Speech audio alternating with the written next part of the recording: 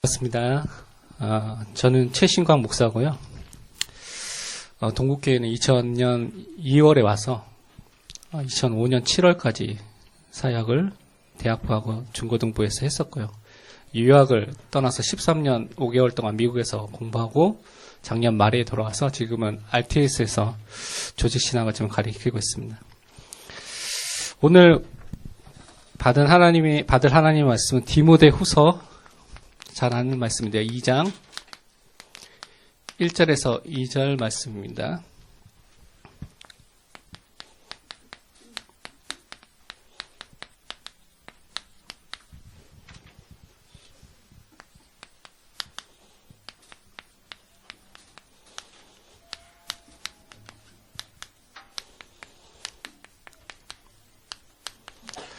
오늘은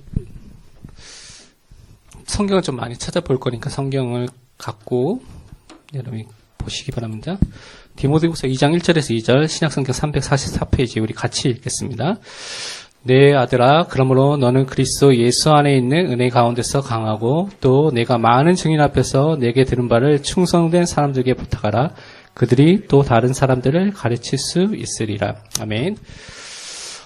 여러분은 지금 청년의 시간표 속에 있습니다. 청년이라는 단어를 생각하면 활기차고요, 활발하고 뭔가 삶에서 뭔가 제일 정점인 것처럼 인생에 그렇게 보여질 수도 있는데 실상은 여러분의 삶을 보면 그렇지 않죠. 호락하지 않은 삶을 살 수 있습니다. 그래서 안정되지 않는 그런 상태 속에 있죠. 왜냐하면 진로에 대해서 고민하는 친구도 계속 있을 거고요.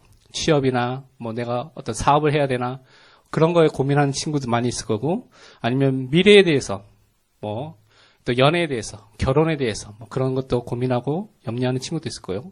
경제적이나 위치적이나 이런 부분에서 포지션을 생각했을 때, 청년 그 자체를 봤을 때, 너무 힘들다, 어렵다라고 생각할 수 있습니다. 교회에 와서도 청년에 대해서 생각하면 학생이 아니죠. 그리고 어른들 아니죠. 중직자도 아니니까 이 중간에 낀 세대라고 할 수 있죠. 끼어 있으니까 사실은 헌신을 요구하는 데도 많고 여러분에게 막 많은 것들 요구하는데 사실은 여러분이 도움이나 어떤 케어나 이런 것들을 받지 못하는 상태 속에 있어서 그런 것 때문에 또 갈등이 되거나 또 그것 때문에 어려운 상황일 수도 있습니다. 때로는 이 청년의 시간표 속에서 어떤 사람들은 개인적으로 인생에 있어서 중요한 위기나 아니면 문제나 갈등이나 해결이 안 되는 어떤 상황들이 가정 상황일 수도 있고 현장의 상황일 수도 있는데 계속 지속되면서 그 속에서 어려움을 겪고 낙심하는 사람도 있을 것입니다. 벼랑 끝에 서 있는 것처럼 느껴질 수도 있고요. 뭔가 나를 도와줄 수 없는 상황에서 꽉 막혀 있는 그 속에 뭔가 꽉 막힌 병 속에 담겨져 있는 그런 상태 속에 있다고 생각하는 사람도 있을 것입니다. 근데 이때 여러분이 진짜 속지 말아야 됩니다. 청년의 시간표가 너무나 중요하죠. 그래서 이때 속지 않는 것이 너무나 중요한 것이죠. 왜냐하면 진짜 여러분이 생각하기에 가장 좋은 시간표에 있다는 그것에 믿음이 있어야 됩니다. 어떤 믿음이 있어야 되냐? 하나님께서 지금 여러분을 인도하고 계신다는, 그리고 하나님께서 내 삶을 통하여서 진짜 하나님이심을 보여주는 그 시간표 속에 있다는 것을 여러분 진짜 믿어야 되는 것입니다.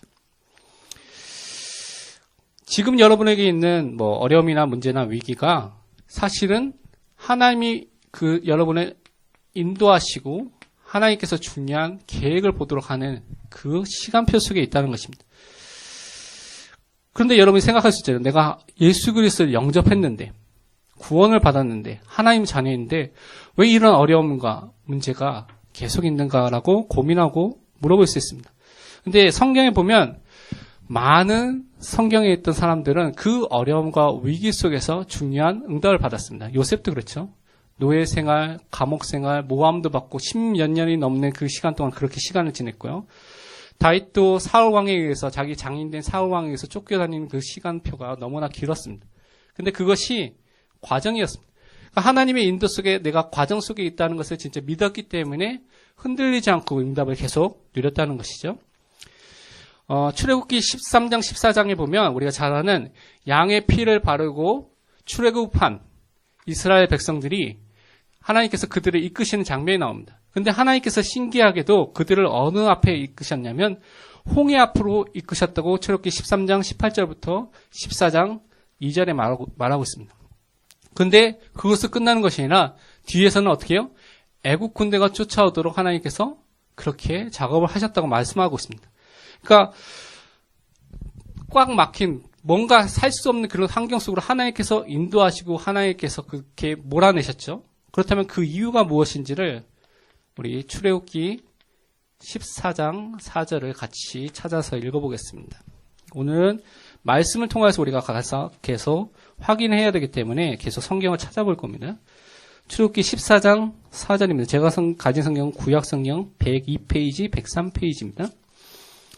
출애굽기 14장 4절을 같이 읽겠습니다. 내가 바로의 마음을 완악하게 한즉 바로가 그들의 뒤를 따르리니 내가 그와 그의 온 군대로 말미암아 영광을 얻어 애굽 사람들이 나를 여호와인 줄 알게 하리라 하시매 우리가 그대로 행하니라. 아멘. 하나님께서 그렇게 하신 데는 하나님께서 그 사건을 통하여서 영광을 받기 위해서 또한 하나님이 하나님 되심을 진짜 살아계신 분이심을 보여주기 위해서 그들을 그렇게 인도하셨다고 성경은 분명히 말씀하고 있습니다. 그렇다면요, 여러분에게서 말 못할 상황이라든가 문제라든가 위기라든가 어려움이라든가 갈등은 또 도와줄 수 없는 그런 상황 속에 있더라도 괜찮은 것입니다. 그 문제가 그 사건이 여러분을 통하여서 하나님의 영광을 보고 하나님의 영광을 드러내고요. 하나님이 진짜 살아계시구나라는 것을 체험할 수밖에 없는 가장 중요한 좋은 시간표 속에 여러분이 인도를 받고 있다는 것입니다. 그래서 그 믿음, 그래서 감사하는 그 믿음이 있어야 되는 거죠. 그런데 이스라엘 백성은 이 시간표 속에서 대부분은 어떻게 해요? 원망하고 불신앙하고 불평했죠. 우리가 너무나 잘 아는 말씀입니다. 그렇죠? 하나님의 기적을 체험하고도 여러분이 그 10가지 기적을 체험하고 그렇게 나왔는데도 불구하고 그것도 며칠 전 얘기인데도 불구하고 그랬다는 것입니다. 그랬을 때 우리가 잘 아는 출애굽기 14장 13절에서 14절 우리 모세의 고백을 같이 읽어보겠습니다. 14장 13절 14절 같이 읽겠습니다. 모세가 백성에게 이르되 너희는 두려워하지 말고 가만히 있어서 여호와께서 오늘 너희를 위하여 행하시는 구원을 보라. 너희가 오늘 본 애굽 사람을 영원히 다시 보지 아니하리라. 여호와께서 너희를 위하여 싸우시리니 너희는 가만히 있을지니라. 아멘. 우리에게 있어서 문제와 어려움이 올 수 있거든요. 갈등이 올 수 있어요. 근데 그때 어떻게 해요? 가만히 있어서 여러분의 삶 속에서 행하시는 구원을 베푸시고 하나님께 영광을 돌릴 수밖에 없도록 모든 사건을 바꾸시는 그 하나님의 역사 속으로 여러분이 들어가야 되는 것이죠. 그 불평과 불신앙과 또한 원망을 선택하는 것이 아니라 하나님이 주신 말씀을 선택하는 것이 하나님의 자녀인 것입니다. 청년의 시간표에서 여러분이 그 믿음을 회복해야 되는 것이죠. 그래서 항상 여러분은 나는 구원받은 하나님의 자녀임을 항상 잊지 말아야 되는데요. 우리가 많은 말씀이 있지만 두 군데의 중요한 말씀을 찾아보고 확인하겠습니다. 고린도 후서 4장 7절에서 10절을 읽어보겠습니다. 많은 어려움과 또 문제가 왔을 때 저도 이 말씀을 묵상하고 또 붙잡는 말씀인데요. 고린도 후서 4장 7절에서 10절입니다. 신약성경 289페이지. 신약성경 289페이지입니다. 고린도 후서 4장 7절에서 10절입니다. 같이 읽겠습니다. 우리가 이 보배를 질그릇에 가졌으니 이는 심히 큰 능력은 하나님께 있고 우리에게 있지 아니함을 알게 하려 함이라. 우리가 사방으로 우겨쌈을 당하여도 쌓이지 아니하며 답답한 일을 당하여도 낙심하지 아니하며 박해를 당하여도 버림받지 아니하며 거꾸로 뜨림을 당하여도 망하지 아니하고 우리가 항상 예수의 죽음을 몸에 짊어짐은 예수의 생명이 또한 우리 몸에 나타나게 하려 함이라. 아멘. 보배 대신 예수 그리스도를 가진 존재예요. 우리는 너무나 중요한 존재죠. 소중한 존재고 귀중한 존재입니다. 하나님 앞에. 그런데 어떤 상태냐면 질그릇이라고 말하고 있습니다. 그러니까 내구성이 없어요. 여러 가지 상황과 문제가 오면 깨어지기 쉽고 상처받기 쉬운 게 우리 존재죠. 그런데 우리가 보배를 갖고 있기 때문에 질그릇이어도 괜찮은 거죠. 왜냐하면 내 능력으로는 나의 능력으로는 여러분이 가진 능력으로는 이 문제, 이 사건, 이 갈등, 위기 이길 수 없어요. 그런데 우리 능력이 아니라 힘이 크신 그 하나님의 능력, 창조주 하나님의 능력으로 우리가 그 사건과 문제와 어려움을 넘어서고 하나님의 계획과 하나님의 응답을 보게 되는 것이죠. 그래서 사방으로 우겨싸여도 답답한 일을 받아도 박해를 받아도 괜찮다는 거예요. 거꾸로 뜨림을 받아서 사람들이 쟤는 소망 없다라는 그 상황 속에 들어가도 괜찮다는 것입니다. 내가 진짜 하나님의 자녀가 맞다면, 내 안에 보배 되신 예수 그리스도가 진짜 함께한다면 괜찮다는 것입니다. 그래서 어떠한 일이 있다도 우리 안에 예수 생명이 있고 그 생명을 빼앗을 것이 없다는 것을 항상 누리는 것입니다. 이사야서 43장 1절에서 3절, 구약 성경의 이사야가 중요한 말씀들을 나누는데요. 이사야서 43장 1절에서 3절 같이 찾고 읽겠습니다. 제가 가진 성경은 1019페이지에 있습니다. 1019페이지, 1020페이지에 있습니다. 이사야서 43장 1절에서 3절, 우리가 어떤 존재인지를 말하고 있죠. 같이 읽겠습니다. 야곱아, 너를 창조하신 여호와께서 지금 말씀하시니라. 이스라엘아, 너를 지으신 이가 말씀하시니라. 너는 두려워하지 말라. 내가 너를 구속하였고 내가 너를 지명하여 불렀나니 너는 내 것이라. 내가 물 가운데로 지날 때에 내가 너와 함께 할 것이라. 강을 건널 때에 물이 너를 침몰하지 못할 것이며 내가 불 가운데로 지날 때에 타지도 아니할 것이며 불꽃이 너를 사르지도 못하리니 대전 나는 여호와 내 하나님이요 이스라엘의 거룩한 이요 내 구원자임이라. 내가 애굽을 너의 속량물로 구스와 스바를 너를 대신하여 주었노라. 아멘. 하나님께서 여러분을 창조하셨다고 말씀하고 계시죠. 그리고 우리를 지으신 그 하나님께서 우리를 분명히 아신다고 말했습니다. 지명하여 불렀고 구원하였다, 구속하였다라고 말씀하셨죠. 그래서 우리가 물 가운데로 또 불 가운데로 갈 때도 불이 우리를 침몰치 못하고 또 타지도 않는 그런 응답을 분명히 주신다고 말씀하셨습니다. 하나님이 나의 하나님, 나의 구원자가 되셨기 때문에 그런 것이죠. 그래서 여러분이 진짜 그리스도로 또 하나님의 자녀가 된 사람이라면 염려할 필요가 없다는 거예요. 어떠한 상황 속에 있더라도 괜찮다는 것입니다. 그래서 이 응답을 우리가 진짜 먼저 생각하면서 말씀대로 우리가 승리할 신분을 붙잡고 오늘 말씀을 간단하게 생각해야 되는데요. 지금부터 우리가 하나님의 절대 계획을 이루는 삶을 사는 청년이라는 것을 붙잡고 우리가 오늘 본문 말씀에 있는 것처럼 첫 번째는 그리스도 예수 안에 있는 은혜 속에서 강한 사람이 되어야 되겠습니다.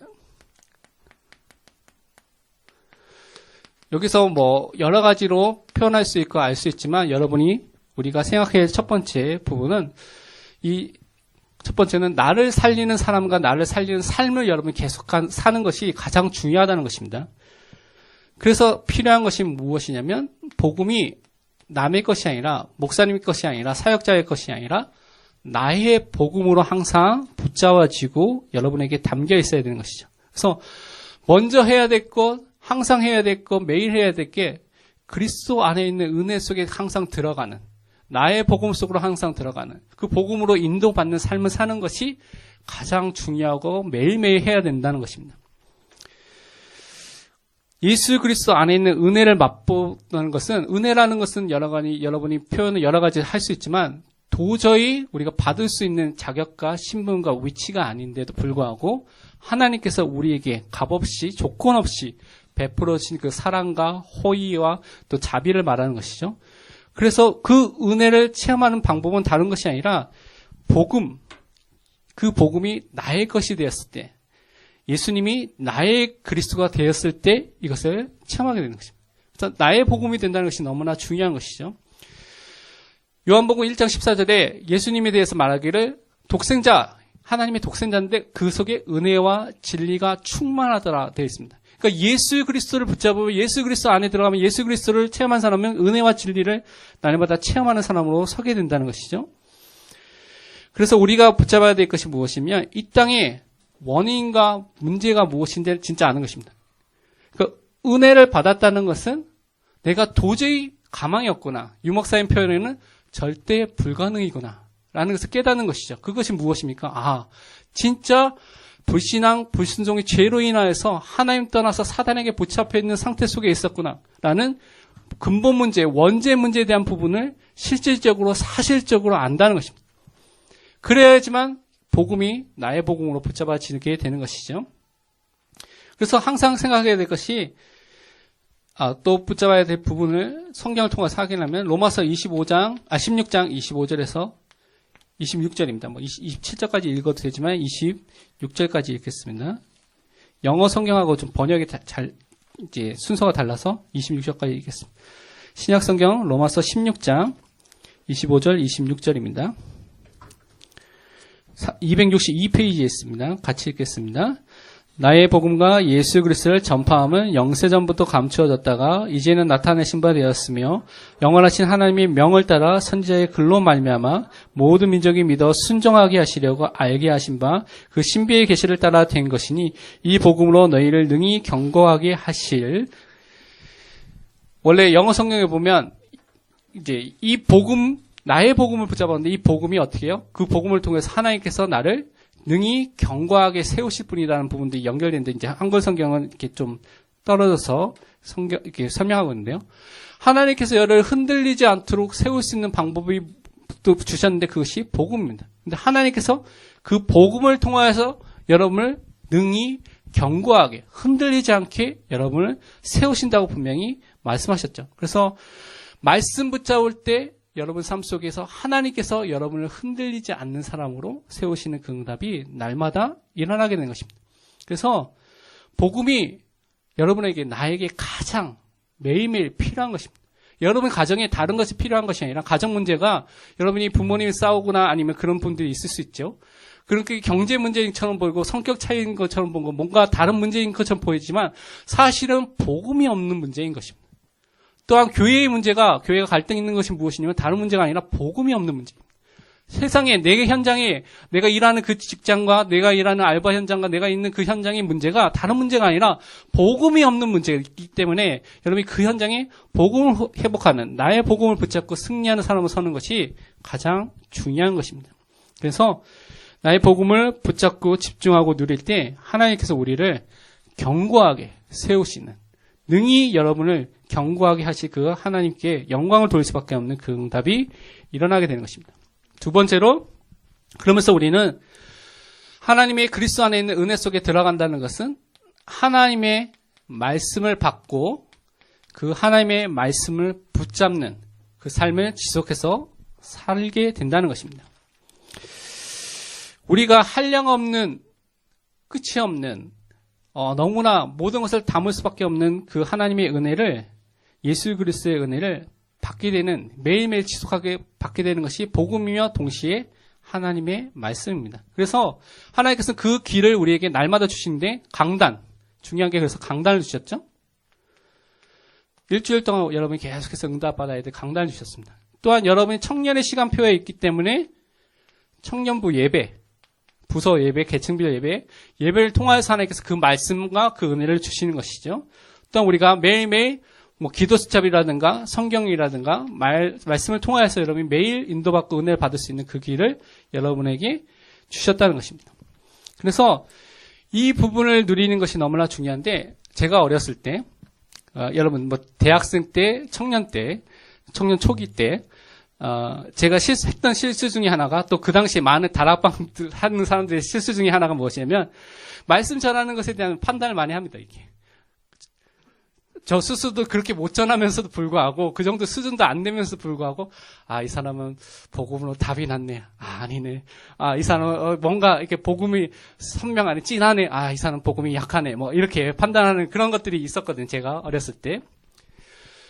근데 그것은 사실은 중요한 하나님의 말씀, 하나님의 인도를 받는데 사실은 교만한, 그것을 받지 못하는 상태가 들어가는 거예요. 그러니까 어떠한 사람이 서든지 강대에 섰으면 그 속에서 나에게 주시는 하나님의 말씀, 하나님의 음성이 있으면 여러분이 분명히 붙잡으면 그 말씀대로 여러분이 응답받고 그 성취를 누리게 됩니다. 근데 그게 안 되면 여러분이 그런 어떤 생각이라든가 정죄라든가 판단을 갖고 말씀을 전하는 사람을 보게 되면 하나님의 말씀을 받지 못하게 되는 것이죠. 그 속에 담겨져 있는. 그래서 하나님이 세우신 종을 통하여서 주시는 하나님의 음성을 주의 깊게 항상 여러분이 발견하고 받고 증거하는 사람이 됩니다. 잘 아는 열왕기상 19장 11절에서 12절입니다. 찾아서 같이 읽겠습니다. 여러분, 열왕기상 19절은 우리가 잘 아는 엘리야가 사명을 받는 장면이 나오죠. 7천 제자 세우는 장면이 나오고 있는데요. 그 이전에 어떤 일이 있었는지를 여러분이 말씀을 통해서 확인해야 될 필요가 있습니다. 열왕기상 19장 11절에서 12절, 제가 가진 성경은 구약성경 550페이지에 있습니다. 구약성경 550페이지 열왕기상 19장 11절에서 12절 같이 읽겠습니다.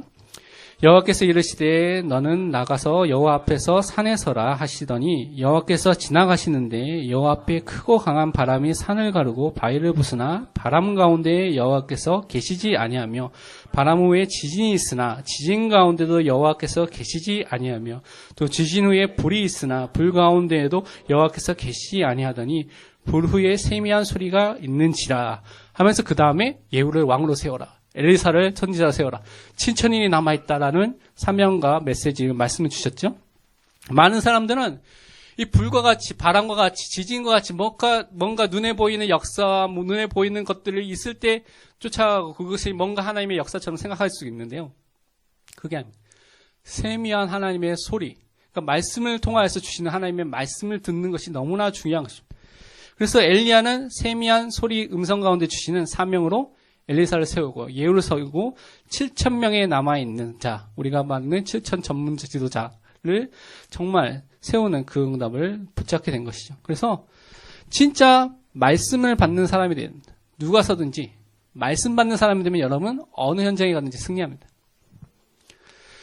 세 번째로 그러면서 하나님의 말씀이 받는 것으로 끝나는 것이 아니라 나의 것이 되고 나에게 머무는 참된 그 시간, 말씀이 머무는 묵상, 그 기도의 응답 속으로 여러분이 들어가야 됩니다. 여러분이 항상 여러분 자신과 환경과 사람과 문제와 상관없이 흔들리지 않고 하나님이 주시는 풍성한 은혜와 그 힘을 공급받는 방법이 무엇이냐면 이 묵상과 기도입니다. 그러니까 이 비밀이 있는 사람은 흔들리지 않고 중요한 응답을 누렸죠. 성경에 보면 이삭에게 그랬고요. 성경에 보면 여호수아에게도 말씀하셨고 또 많은 성경에 있는 사람들이 이 비밀을 누렸습니다. 그래서 말씀이 마음에 담기는, 말씀이 마음에 각인되는, 말씀이 나에게 머무는 시간을 가져야 되는데 그것이 묵상입니다. 깊이 생각하는 시간을 갖는 것이죠. 우리가 잘 아는 시편 말씀을 보겠습니다. 시편 1편 1절에서 3절까지 보겠습니다. 구약성경 시편 1편에서 1절에서 3절입니다. 제가 가는 성경은 구약성경 805페이지에 있습니다. 시편 1편 1절에서 3절 같이 읽겠습니다. 같이 시작. 복 있는 사람은 악인들의 꾀를 따르지 아니하며 죄인들의 길에 서지 아니하며 오만한 자들의 자리에 앉지 아니하고 오직 여호와의 율법을 즐거워하여 그의 율법을 주야로 묵상하는도다. 그는 시냇가에 심은 나무가 철을 따라 열매를 맺으며 그 잎사귀가 마르지 아니함은 같으니 그가 하는 모든 일이 다 형통하리로다. 아멘. 묵상은 어려운 것이 아닙니다. 묵상 생각하면 여러분이 어떻게 해야 될지 고민하는 친구들이 있을 수 있는데요. 묵상은 하나님의 말씀을 기뻐하고 하나님의 말씀으로 즐거워하는 그 시간을 갖는 것입니다. 말씀 속에 들어가는 시간이죠. 묵상은요, 하나님의 말씀을 그래서 나를 살펴보는 것입니다. 나의 삶, 나의 생각, 나의 행동, 나의 말, 그것을 살펴보는 것이죠. 또 하나님의 말씀을 통하여서 나의 가정, 나의 환경, 나의 직장, 여러분이 있는 것을 말씀을 통해서 다시 보는 것입니다. 다른 말로 복음으로 우리가 재해석할 수도 있죠. 복음의 관점으로 또 복음의 세계관으로 그 현장을 본다고 볼 수도 있죠. 그래서 그 시간을 갖는 것입니다. 그래서 묵상은요, 하나님께서 나에게 주신 말씀, 강단을 통하여서 여러분 청년부 말씀을 통하여서 여러분에게 주신 그 말씀을 확인하는 시간. 이 말씀이 이렇게 인도하고 있구나. 나를 이 말씀이 이렇게 성취되고 있구나. 이 말씀을 통해 하나님께 이렇게 역사하시구나라는 것들을 확인하는 시간을 갖는 것입니다. 점검하는 시간을 갖는 거죠. 그래서 내가 말씀 속에 인도받는 것을 확인하는 것입니다. 그래서 중요한 것이 무엇이냐면 여러분이 강단이라든가 청년부 예배를 통하여서 많은 또 담임 목사님이나 또 청년부 목사님을 통해서 많은 말씀이 나오는데 거기에 많은 또 성경 구절이 나옵니다. 성구가 중요하죠. 성경 구절, 성구. 많은 성구가 있는데 다 할 수 없지만 본문 성구가 될 수 있고 본문 성구는 제일 중요하니까 그것을 읽은 이유가 있으니까 성구 중에서 한 구절이나 두 구절을 붙잡고 또 시간이 많은 사람은 사실은 예전에는 저는 그렇게 다 나온 성경 구절 다 정리해서 읽거나 쓰거나 그렇게 했거든요. 그래서 그 성구를 묵상하고 생각하는 그 시간을 갖는 것이 중요합니다. 그래서 여러분이 한 구절이라든가 여러분들의 시간표에 맞게 골라서 여러분이 그 묵상을 하는 시간을 가지시기 바랍니다. 그래서 말씀으로 행복하고 말씀으로 힘을 얻고요. 말씀으로 모든 것을 생각하고 해석하고 판단할 수 있는 그 기도 시간, 묵상 시간을 여러분이 가지시기 바랍니다. 이게 많은 것들이 있지만 그리스도 예수 안에 있는 은혜 속에 내 자신이 강할 수밖에 없는 그 매일매일의 응답을 누리는 것입니다. 두 번째는 이것으로 끝나는 것이 아니라 나만 살리는 것으로 끝나는 것이 아니라 복음을 가진 것은 나를 살리는 것으로 끝나는 것이 아니라 이 복음은 다른 사람들을 살리는, 오늘 말씀해 보면 충성된 사람들에게 전달하라고 말하는데요. 충성된 자들을 살리는, 그 자들을 살릴 수밖에 없는, 남을 살리는 그 사람과 다른 사람을 살리는 삶을 살 수밖에 없습니다. 왜 이것이 필요하냐면 현장에 가면 복음을 못 들은 사람, 복음을 못 들은 현장이 너무나 많이 있다는 것입니다. 우리가 237개 나라를 생각하고 말하는데요. 그건 이제 너무나 큰 전 세계를 말하니까요. 그거 말고 더 좁혀서 우리가 너무나 여러분이 잘 들었던 분들은 알겠지만 북위 10도에서 40도, 시가 40분의 창이라고 말하죠. 시가 40분의 창을 보면 여기에 전 세계 인구의 거의 3분의 2 정도가 몰려 삽니다. 인구들이 거의. 그리고요, 세계 종교, 불교, 힌두교, 이슬람교, 유대교, 기독교까지 포함할 수 있죠. 다 세계 종교, 여기서 큰 종교들이 나왔습니다. 그러니까 여기 있는 사람들이, 많은 사람들이 여기 몰려 있는데, 여기에 전 세계 7,000개에서 통계가 좀 다르지만, 10,000개 정도 미전도 족속이 있습니다. 미전도 종족. 나라가 아니라, 나라 안에 여러 가지 민족이나 종족이 나눠져 있죠. 근데 예수 예자도 못 들은 그런 종족이 7,000개에서 10,000개 정도 있다는 것입니다. 근데 거의 대부분이 어디요? 시가 40분의 창이 다 거의 몰려 있습니다. 그러니까 전 세계에 이렇게 한 번도 복음을, 한 번도 예수 그리스도의 그 예자도 듣지 못한 그런 현장이 너무나 많이 있다는 것입니다. 제가 미국에 있을 때 공부하는 가운데 마음껏 전도 캠프를 못했지만 하여튼 있는 13년 동안 전도 캠프를 시간 날 때마다 해서 만났던 사람이 1,000명은 넘었던 것 같습니다. 학생들이나 여러 가지 사람들을 만났을 때. 근데 거의 대부분 문화적 그리스도인, 종교적 그리스도인, 교회 다닌다. 아니 교회 다니지만 다녔다라고 말하는데 거의 대부분 예수 그리스도에 대해서 그 의미나 그 내용을 모르는 사람들이 거의 대부분이었습니다. 제가 거의 만났을 때 다 물어보는데요. 물어봤을 때 1,000명 넘게 말했을 때 그때 정확하게 예수 그리스도의 의미, 그리스도의 의미가 기름 부음 받은 자라고 말했던 사람은 한 명밖에 없습니다. 그러니까 미국에 제가 3억이 넘는 사람들 다 확인하지 않았지만 그렇지만 그 현장, 그 복음이 증거됐다는 그 현장도 그렇다는 것입니다. 그러니까 정확한 복음을 못 듣는 사람들, 알지 못하는 사람들이 너무나 많이 있다는 것이죠. 제가 이제 예전에 유튜브에서 어느 한 선교사님이 간증하는 이야기를 들었는데 인도의 한 선교사에 대한 이야기를 그분이 해주셨습니다. 인도의 한 선교사님이 이제 지역에서 돌아다니면서 이제 복음을 전하는데 겐지스 강이 있죠. 겐지스 강이 그 인도의 중심에 있는 흐르는 강이죠. 이제 어느 날 겐지스 강변에 이렇게 걷고 있는데 한 여자가 그 강변에서 막 하염없이 눈물 막 흘리고 있다. 이상하죠. 이상하죠. 그냥 눈물 흘리고 있으니까 이 선교사가 궁금해서 가서 무엇 때문에 울고 있느냐 이렇게 물어봤습니다. 그러니까 이 여자가 지금 나에게 집안에 아주 어려움과 문제가 너무나 극심하게 왔는데 그것 때문에 힌두교 사제를 만나니까 당신에게 있어서 가장 소중한 것을 신께 드리라. 그러면 그 문제가 해결될 것이다 라고 이렇게 말을 했다고 합니다. 그래서 선교사가 그 내용이 뭔지 모르고 그러냐 그러면서 복음을 전했습니다. 복음의 내용을 예수 그리스도 그 복음의 내용들을 막 전하니까요. 이 여자가 더 심하게 오는 것이죠. 왜 그러냐면 그 얘기 이제 복음을 듣고 이제 영접하고 믿게 됐는데 조금만 1분만 10분만 더 일찍 오시지라고 계속 우는 겁니다. 왜 그러냐 이렇게 물어보니까 자기 있어서 가장 귀중한 딸을 그 겐지스 강에 그냥 던져서 그 신께 드렸다는 겁니다. 그게 10분 사이. 이 사이에 있었다는 겁니다. 그러니까 복음을 한 번도 못 들은 사람들, 그리고 종교에 빠져서 아직도 그렇게 행하는 사람들이 너무나 많이 있다는 것이죠. 그래서 진짜 나의 현장이, 또 여러분이 있는 현장이 지금 10과 40분의 창처럼 복음의 불모지로, 복음이 없는 사각지대로, 복음이 없는 재앙지대로 바뀌어 버린 그 현장들이 있을 수 있다는 것입니다. 그래서 이사야서 9장 2절의 그 응답을 우리가 누려야 되겠죠. 말씀을 통해서 확인하겠습니다. 구약성경 이사야서 9장 2절입니다.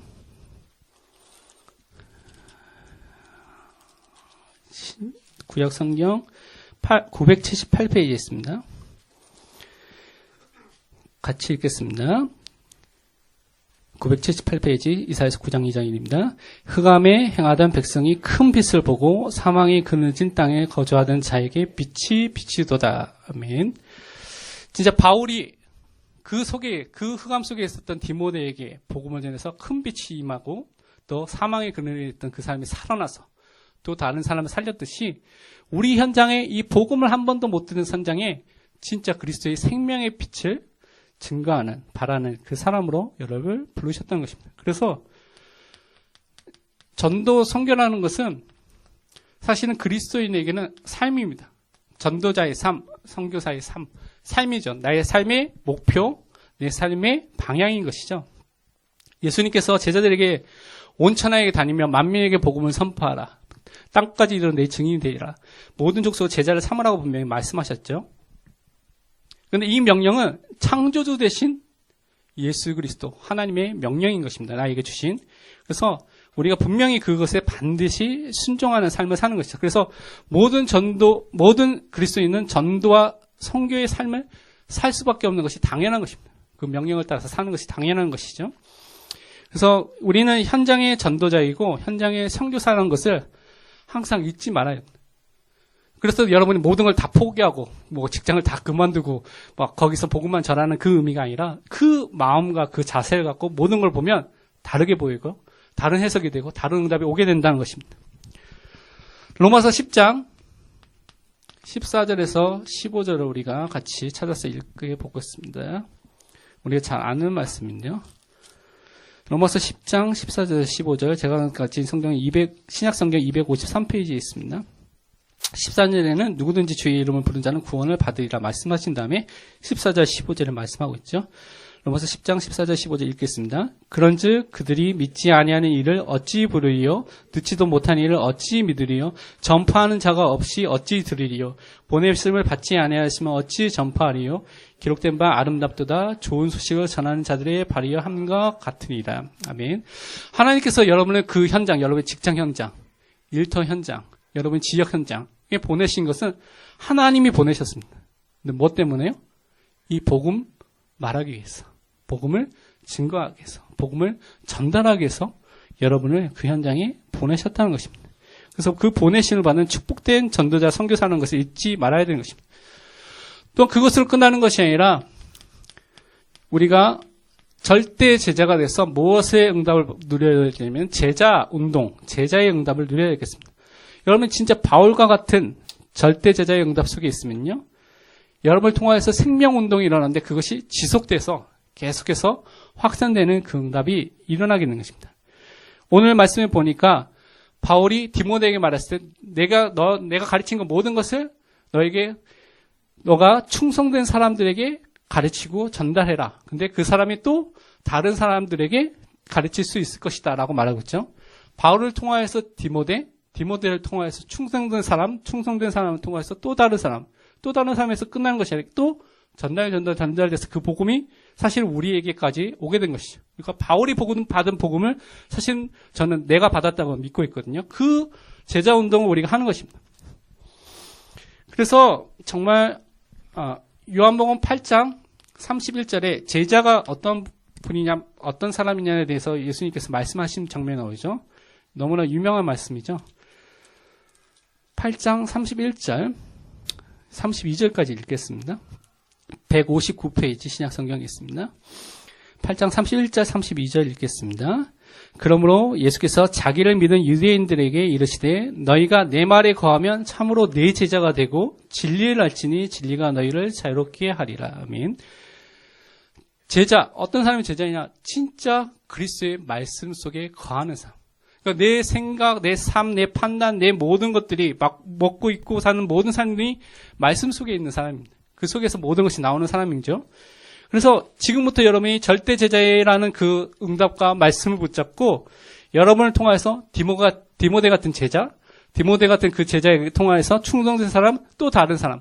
그러니까 적어도 3대에 걸쳐서 복음운동과 생명운동과 재생성운동이 일어날 수 있도록 여러분이 계속 기도하시기 바랍니다. 그 청년 때 사실은 이 경험이 있어요. 그래야지만 교회의 중직자로서 교회 현장을 살리는 복음운동을 사실적으로 할 수 있는, 본격적으로 할 수 있는 사람이 되는 것이죠. 그래서 이 부분을 놓고 여러분이 기도해야 되겠습니다. 결론으로 전도서 12장 1절을 먼저 찾아보겠습니다. 1장 1절에서 2절을 보겠습니다. 구약성경 전도서 잠언 다음에 있죠. 전도서 12장 1절에서 2절입니다. 959페이지입니다. 청년하면 많이 설교하고 또 많이 붙잡는 말씀 중에 하나죠. 전도서 12장 1절에서 2절입니다. 959페이지입니다. 같이 읽겠습니다. 너는 청년의 때에 너의 창조주를 기억하라. 곧 공고한 날이 일기 전에 나는 아무 낯이 없다고 할 해들이 가깝기 전에 해와 빛과 달과 별들이 어둡기 전에 빛 위에 구름이 다시 일어나기 전에 그리하라. 아멘. 시간이 너무나 빠르죠. 여기 있는 친구들 중에 제가 중고등학생 때 만난 친구들이 있는데요. 20대 후반 벌써 30대에 이렇게 된 친구들도 있습니다. 시간이 그렇게 빨리 지나가죠. 그랬을 때 이 청년의 때 그래서 우리가 창조주 하나님을 기억하는, 누리는, 붙잡는 삶을 매일매일 사는 것이 중요합니다. 그래서 우리가 두 가지 것을 붙잡아야 되겠습니다. 홀로 다락방과 현장의 다락방입니다. 사실 오늘 강단에서 목사님께서 다락방 얘기하면서 홀로 다락방 얘기하시고 현장 다락방 얘기하셨죠. 근데 제가 어저께 말씀 정했는데 오늘 말씀 들으면서 하나님의 인도가 여기 있구나라고 좀 생각이 들었긴 했는데요. 진짜 나를 살리는 영적 시스템이 홀로 다락방. 그러니까 매일매일 하나님 그리스도 예수 안에 있는 은혜 속에 강한 매일매일 나를 살리는 영적 시스템을 갖추는 것이고요. 현장 다락방. 충성된 사람을 찾아서 그 사람들 살리는 그 시스템을, 영적인 시스템을 내가 갖는 것입니다. 근데 현장에 아무도 없을 수 있죠. 그러면 여러분 혼자서 시작하면 현장에서. 현장에서 시간과 장소를 정해서 그 현장을 놓고 기도하면서 시작하는 것입니다. 그때 여러분을 통하여서 진짜 시대와 현장을 살리는 하나님의 응답이 오게 될 줄 믿습니다. 오늘 말씀을 듣고 잠깐 합심해서 기도하고 제가 마치는 기도 하겠습니다. 각자 1분과 같이 함께 기도하겠습니다. 하나님 아버지 감사합니다. 우리가 청년의 시간표 속에서 하나님을 받아보게 하시고 하나님이 원하시는 응답을 누리게 하시옵소서. 참된 전도자가 되게 하시고 참된 복음을 누리는 사람이 되게 하시옵소서. 하나님께서 하나님의 자녀로 흔들리지 않는 사람이 되게 하시고 나를 살리는 영적 시스템과 현장을 살릴 수밖에 없는 영적 시스템을 갖추는 참 전도자가 되게 하시옵소서. 그래서 하나님 앞에 말씀 앞에 설 수 있도록 하나님의 모든 응답 속에 설 수 있도록 역사하여 주시옵소서. 하나님 청년을 축복하시고 이 청년을 통해 하나님이 주신 원당의 모든 문이 열리게 하시옵소서. 기도하겠습니다. 하나님 아버지 감사합니다. 우리 청년의 시간표 속에 있는 모든 청년들에게 하나님 은혜를 허락하시며 오직 예수 그리스도의 복음 붙잡고 현장 살릴 응답의 모든 문이 열리게 하여 주옵소서. 나를 살리고 다른 사람을 살릴 수밖에 없는 복음의 응답의 주인공이 되게 하여 주옵소서. 감사드리며 살아계신 주 예수 그리스도의 이름으로 기도합니다. 아멘.